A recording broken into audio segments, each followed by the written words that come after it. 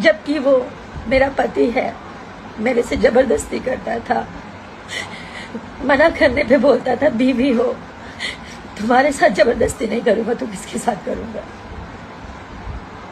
मुझे ये सब नहीं बोलना चाहिए, पर मैं मजबूर हो चुकी हूँ। 9 तारीख से वो भागा।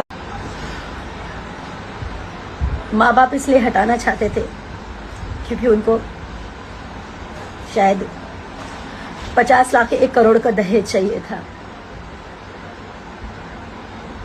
मैं हिंदू हूँ, वो मुसलमान है, ये बहाना है।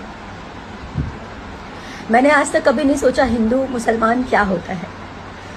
मैं पिछले 9 तारीख से मैं जो भी खा रही हूँ, जो भी पी रही हूँ, सब उल्टी हो जा रहा है। मेरे घर वाले परेशान हैं, मेरे